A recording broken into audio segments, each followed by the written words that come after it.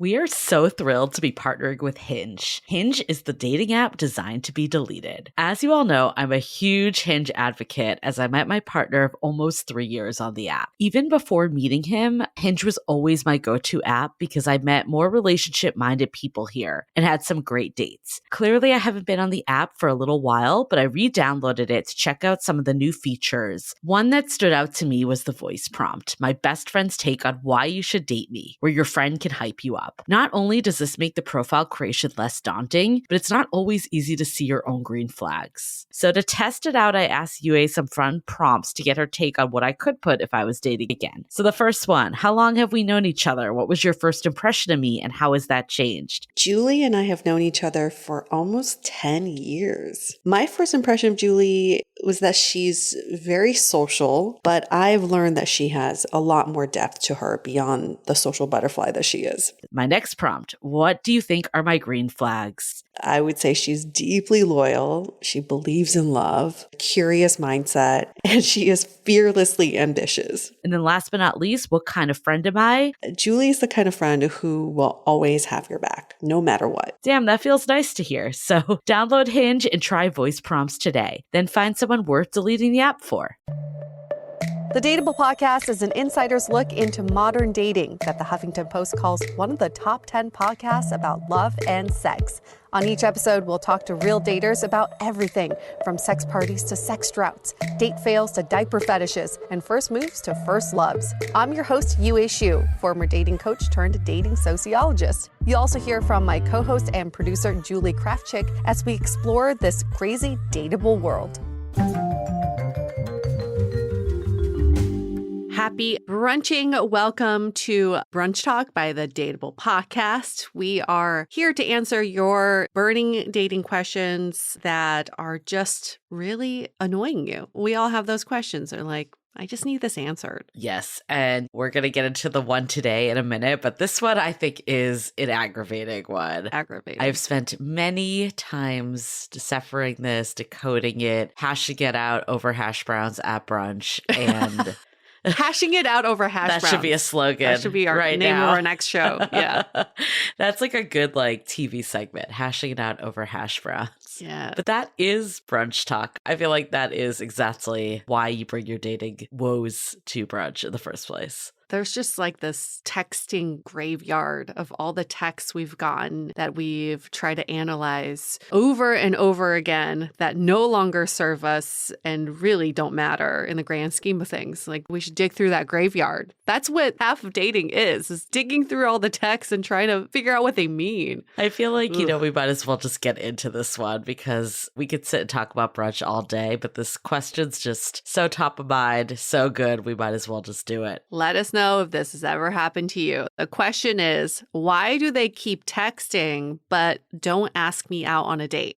Okay, and our listener wrote in and said, I went on a couple great dates with this guy, and he's constantly texting me, but he never wants to make plans. In fact, when I bring up hanging out, he seems to dodge the question or always seems to be busy. If he's not interested, why even text at all? We can sit here for hours and try to figure out all the different scenarios of why someone keeps texting you and they don't ask you out. But okay, here's the thing. If you want to see them, why not just ask them out? Or ask, I feel like we've been texting quite a bit. I think it's time to take this off texting and meet in person. You take control of the conversation. You take control of your love life. There is absolutely nothing productive about us trying to figure out why this person only texts. I was reading this person is trying, whether they're coming flat out and asking versus more being a little coy about it. We don't know that. So I agree. If you're not being direct, maybe be direct. But if you are being direct and they're still dodging you, then one word, validation. That's what they're doing. They just want to see if you're going to text back. They want you there. Maybe they have someone else that's the front runner and they still want to know that they have another option. You don't want that. And it almost doesn't matter what the reason is. So I agree. It's like, how explicit have you been? Yeah, it's really annoying to have to always be the one to ask to do something. If you're dropping hints and no one's picking up on them, I could see the frustration, but maybe see be like, have I exhausted what I can control? If the answer is yes, then say like, do I want to like waste my time talking to this person? Or do I even want to exert any energy talking to this person that clearly isn't prioritizing me? I feel like there's nothing more annoying than someone trying to build their fan club. Oh, yeah. I swear, like half the people on dating apps are just trying to find more fans. Yeah. And they don't really actually want to meet up with anybody. They just want to feel good about themselves because they're probably in a relationship or they're still trying to get out of a relationship. Who knows? We don't know their situation, but it's like you can tell someone's intentions. And I wish we can date with more intentionality versus trying to read people's minds. If we can get to the root of like why someone keeps texting you, you just have to think, what is their intention here? Are they intending to get to know me better? Right. Some people, maybe their intentions are they just move a little slower. That's okay. But Yeah. that needs to be communicated. Otherwise, you just drive people mad. That's a really good point, too. You know, I'm not saying that you want to be there if someone's never around, but like if they are traveling, for instance, that's very different than if they're in your hometown. They're clearly not prioritizing plans. Whether that person is still available for a relationship, we don't know, but at least the intention isn't, I'm just going to text you with no follow through at all. Like there's external reasons I can't make it happen. So I do think asking what is going on in this situation, I remember having someone like this and it was beyond frustrating. And I would definitely like ask, maybe I wasn't explicit in asking them out, but I'd always be like, what are you up to on Friday? Or like, what are you up to this weekend? Like trying to get it going. And they'd always be like, oh, I'm going to this bar. And like they'd invite me to go to the bar, but like never make a plan. No. So I think it was just like minimal effort wanted to be put in, whether they needed a fan club or they just were lazy. Like, I don't know. But at the end of the day, who cares? Like, that's not who you want to surround yourself with. Do you want to be in a relationship with someone like that? You can't even make fucking plans with them.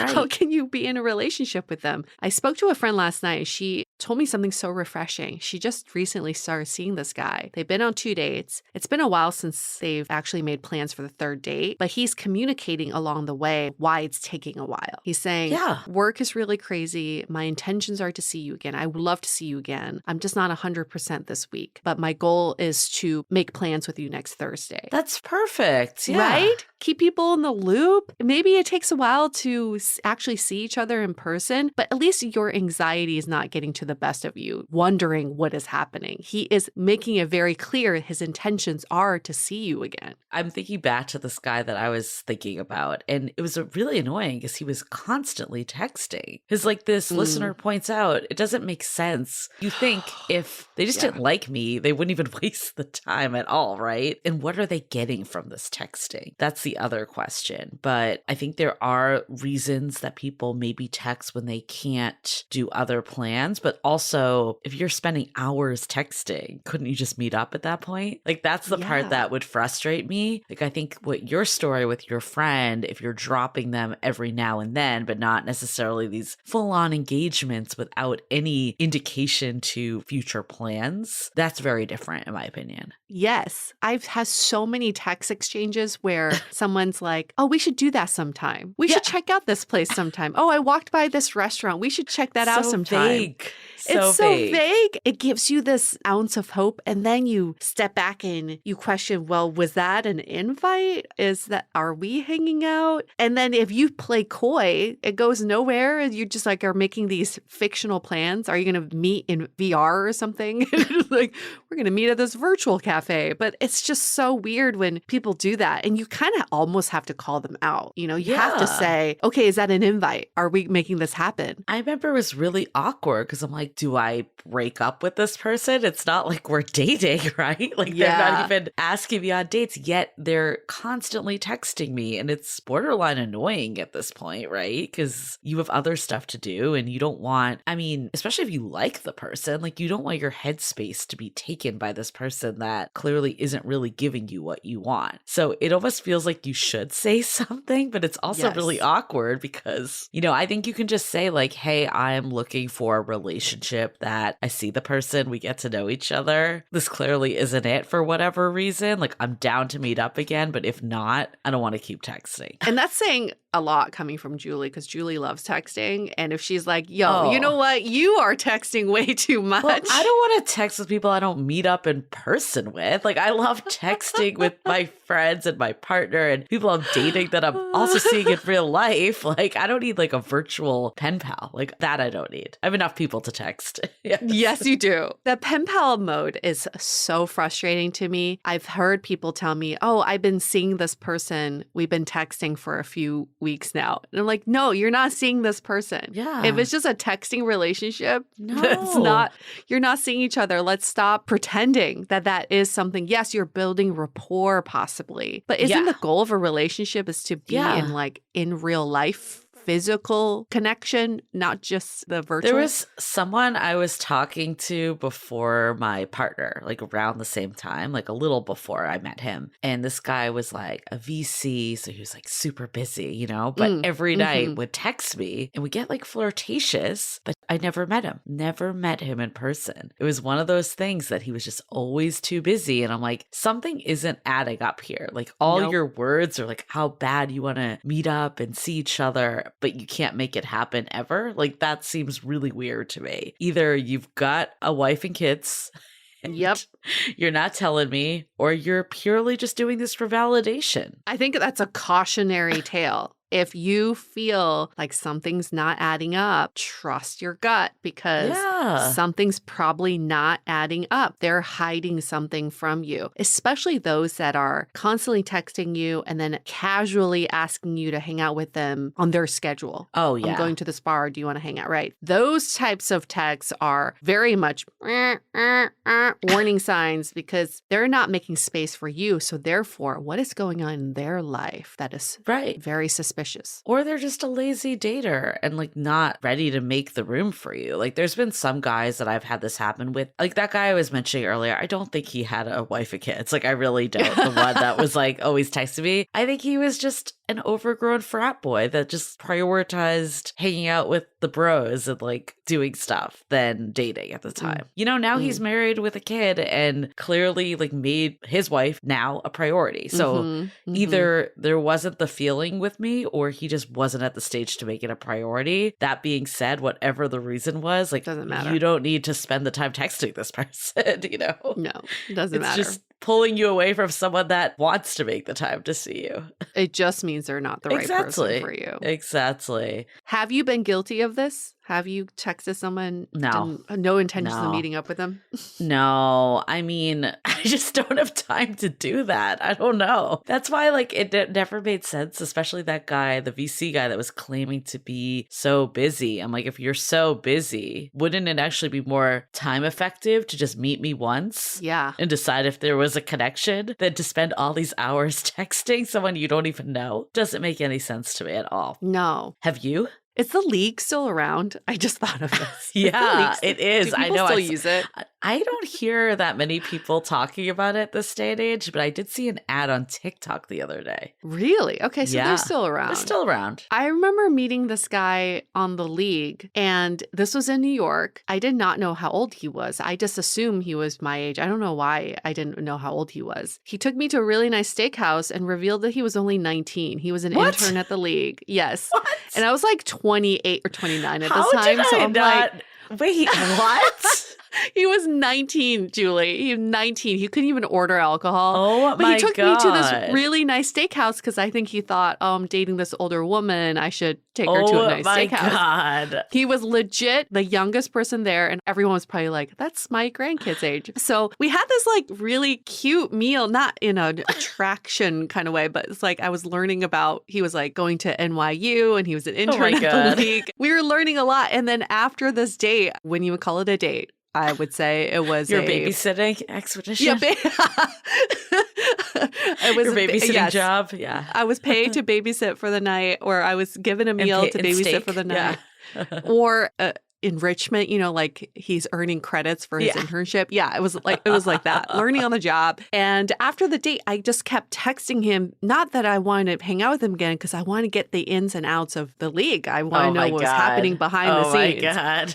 And he was also like, oh, after I'm done with midterms, we should hang out again. I'm like, great, but what is the algorithm? Oh Tell my me God, more. you're so funny. You're like, how do I get off the wait list? Can you bump me ahead? I was his aunt, I felt like I was like the aunt that he probably fantasized about, which Oh is my kind of God. gross. I can't believe I've never heard this story until now. Julie, he showed up and I was like, how old is this guy? He looked way older in his photos. And in his photos, he was like, oh, I'm part of a rugby club. I didn't realize it was Oh my rugby God. team. College. Yeah. In college.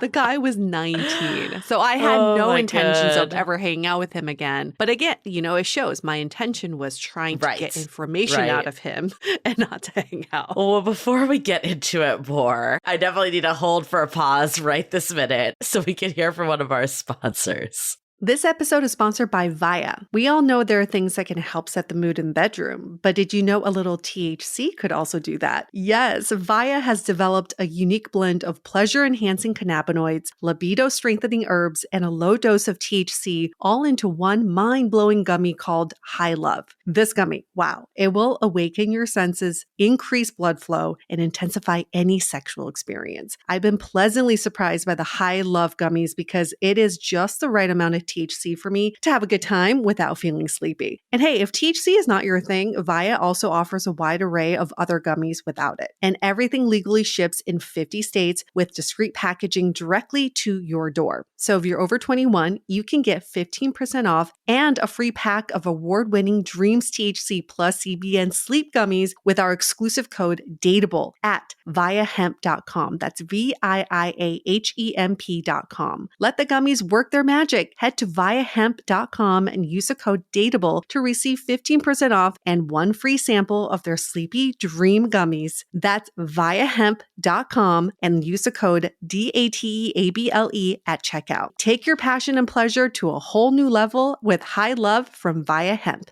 This episode is made possible by Armoire. Armoire makes getting dressed easy. With a clothing rental membership from Armoire, build the perfect wardrobe with brands that are high quality, unique, and recommended just for you. All you have to do is take a 5-minute style quiz and select items from your dynamic, personalized closet. The styles show up at your door in as little as 2 days. Then when you're ready for new clothes, just swap them out. Listen, I live in Southern California. There is absolutely no need for puffer coats or any sort of those winter jackets. But when I travel anywhere else in the world in these cold months, I'm often burdened with the task of getting winter clothes. And now with Armoire, I can just rent my winter wardrobe. It's brilliant. Right now, our listeners can give Armoire a try and get up to 50% off their first month. That's up to $125 off. Just visit armoire.style/dateable. That is armoire.style, spelled ARMOIRE.style/DATEABLE to get up to 50% off your first month and never worry about what to wear again. Try Armoire today. This episode is made possible by Badlands Pets. As you all know, Mojo, my precious baby, is the reason why I found love in the first place. He made me feel love again. So I would do anything to ensure his health and longevity. And actress Katherine Heigl and I have that in common. She's helped save over 16,000 dogs through her foundation. And after doing a ton of research, she feels there's one place we can look to improve any dog's health, and that's their food. So fortunately, she found that just by adding a few special superfoods to her dog's food, she saw huge transformations in their health. So she's made a 20-minute video explaining step by step how anyone can do the same thing to see incredible changes in their dog's health. I've definitely re-looked at what I'm feeding Mojo and making sure that, hey, he only has one life to live, and I want to make sure it's the best damn life. So if you want to keep your dog healthy and happy, go to badlandsfood.com/dateable and watch Catherine's video right now. Again, that's badlandsfood.com/DATEABLE. We've established that you have done this before because you're trying to get insider info. Has anyone done this to you that they've kind of kept you on the hook? A shit ton. I feel like a shit ton of people I've matched with on dating apps.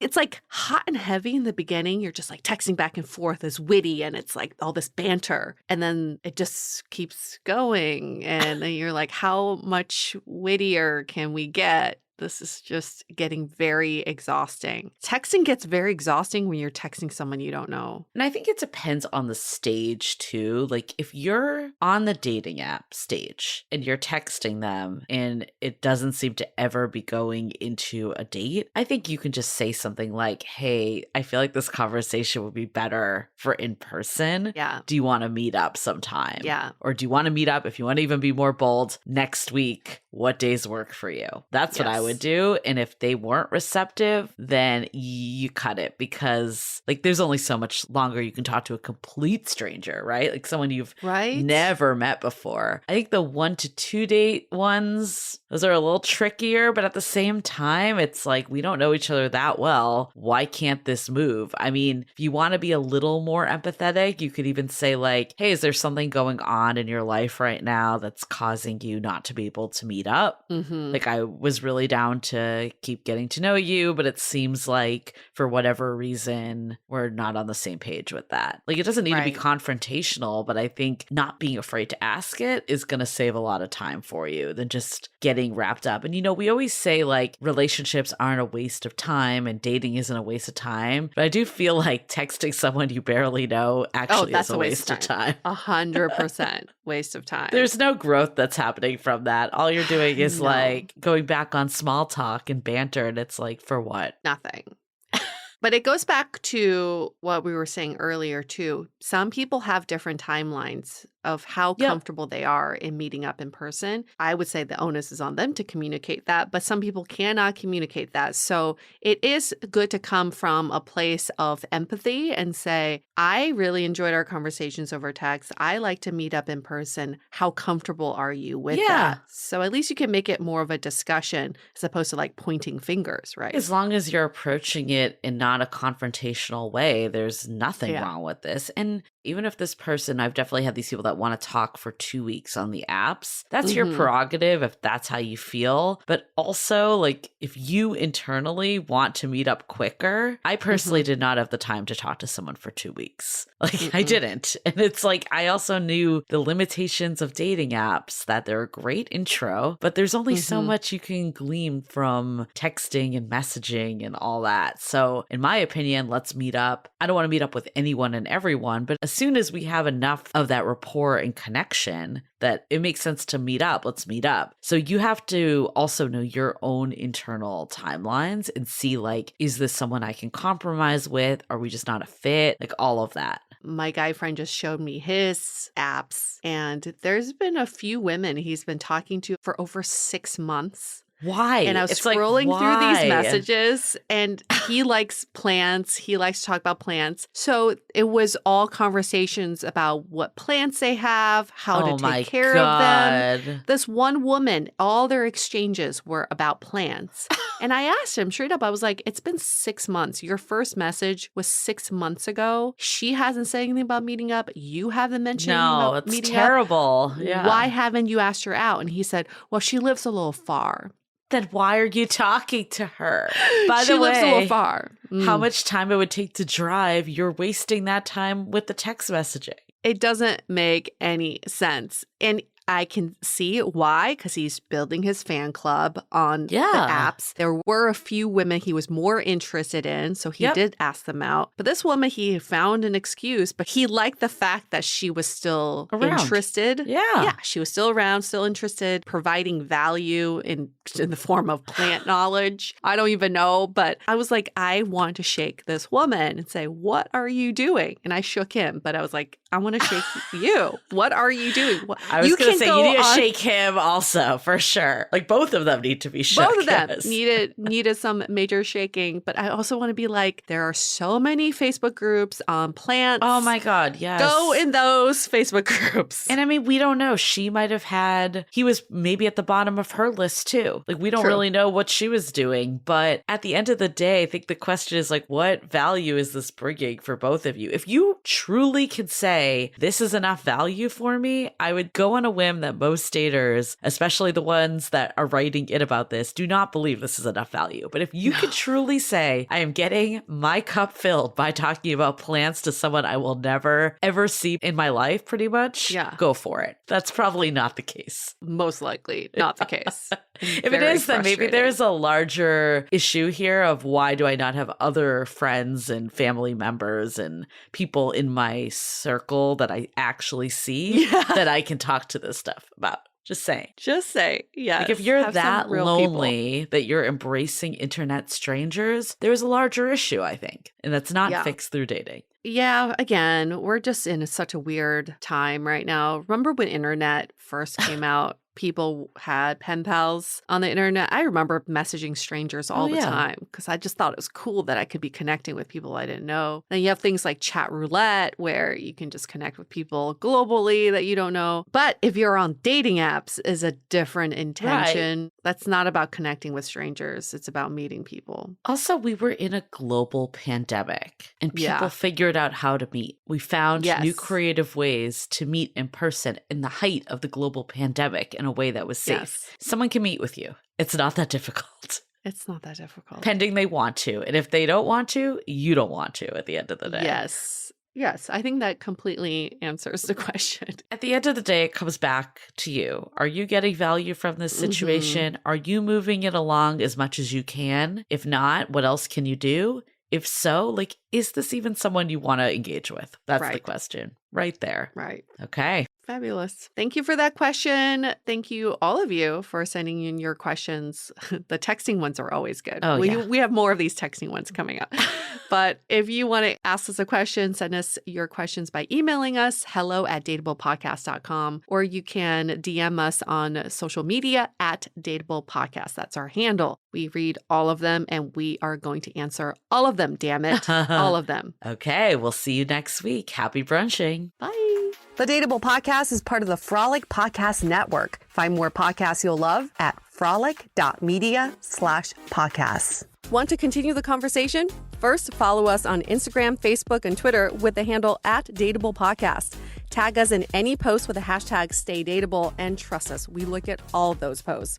Then head over to our website, dateablepodcast.com. There you'll find all the episodes as well as articles, videos, and our coaching service with vetted industry experts. You can also find our premium Why series where we dissect, analyze, and offer solutions to some of the most common dating conundrums.